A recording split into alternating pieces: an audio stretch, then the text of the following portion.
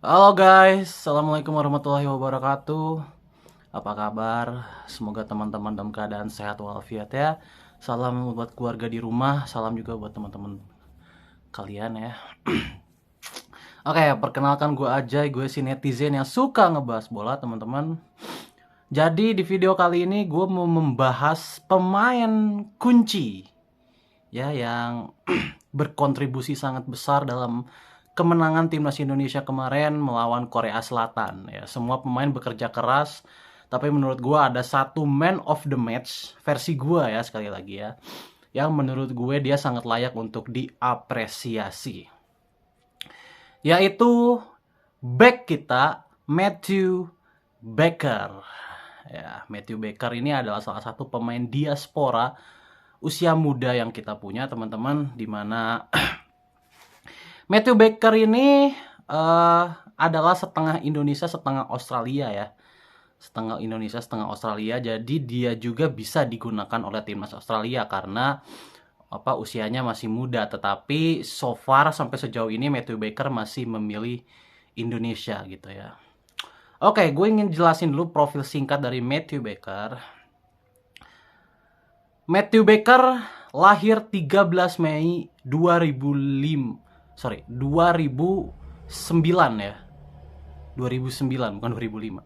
2009 dengan nama panjang Matthew Sitorus Baker.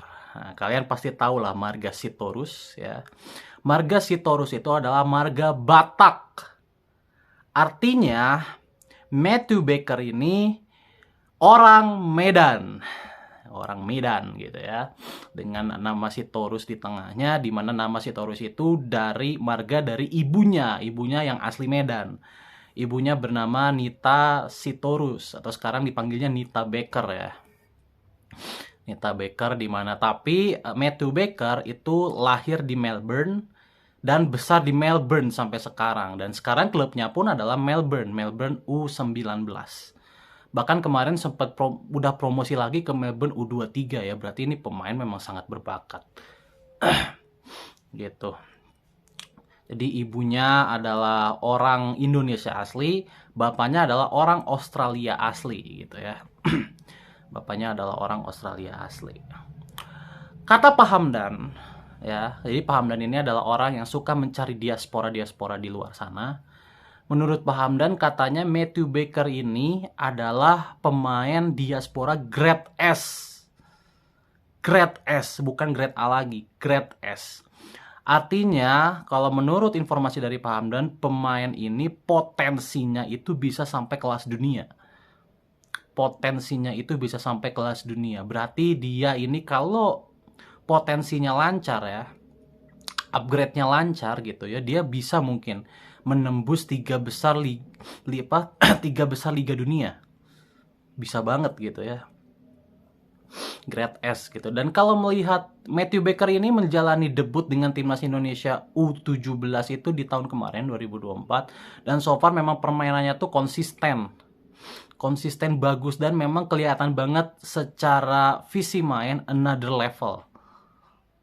level gitu ya.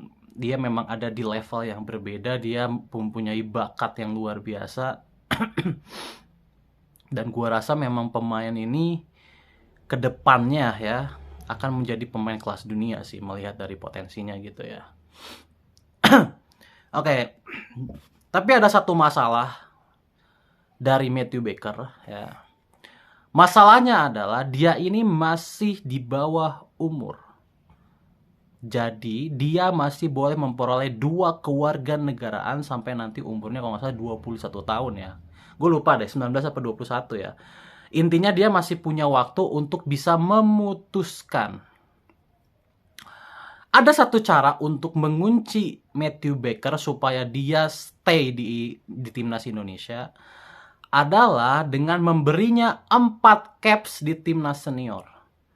Itu adalah cara supaya Matthew Baker tidak bisa berpindah lagi ke timnas Australia. Karena dia sendiri sudah diincar oleh timnas Australia bahkan sejak U17. Bahkan katanya di U19 atau U20 kemarin juga katanya Matthew Baker masuk radar. Jadi memang pemain ini juga oleh Australianya sendiri memang sudah dilirik gitu ya, sudah dilihat gitu. Beruntung mumpung Matthew Baker masih memilih Indonesia, gue harapkan sekali ya kepada PSSI ya, mungkin nanti di level AFF 2026 nanti mungkin ya, itu kesempatan yang paling bagus.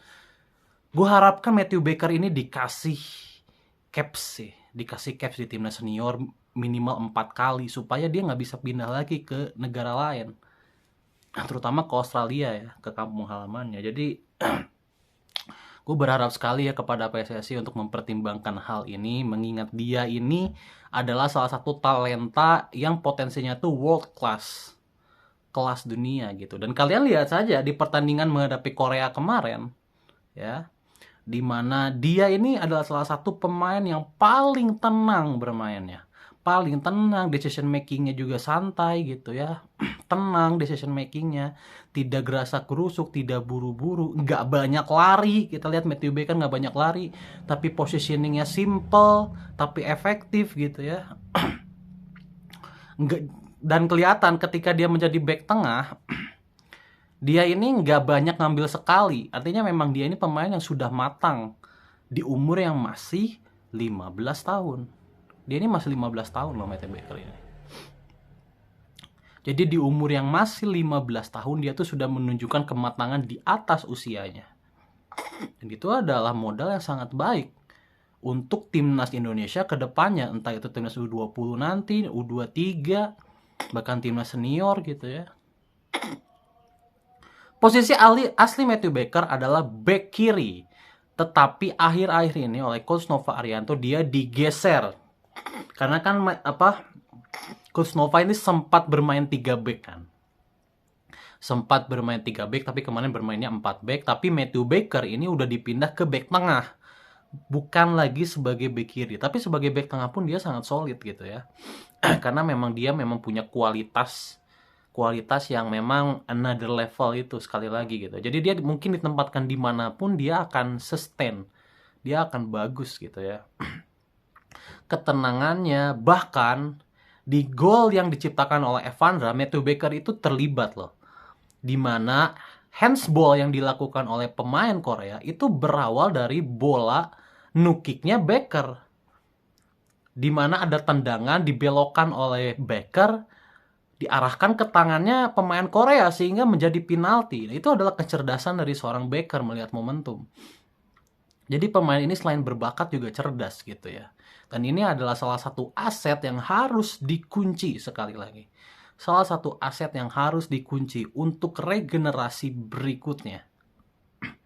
Kan lumayan kan kalau kita punya pemain yang sudah beranjak, sudah berjenjang dari U17, U20, U23 sampai ke senior. Biasanya pemain-pemain yang berjenjang gitu ya, biasanya ke seniornya ini dia nggak akan susah. Nggak akan harus beradaptasi lagi. Berbeda ya, sorry itu saya berbeda dengan tatarola diaspora yang baru datang langsung ke senior.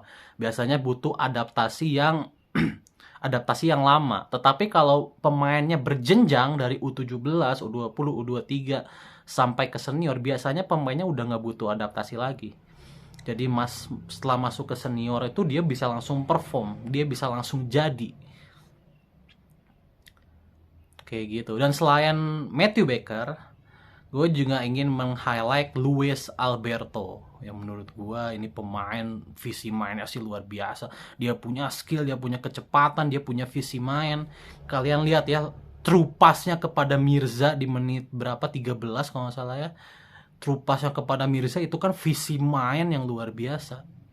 Jadi kita itu punya dua di timnas U17 ini, punya dua yang talentanya tuh world class menurut gue, Luis Alberto dan Matthew Baker. Dan dua pemain ini sih gue yakin akan masuk ke senior sih kalau mereka bisa dipertahankan di timnas Indonesia. Oke? Gitu tentang timnas U17 dan Matthew Baker juga Luis Alberto ya. Bye.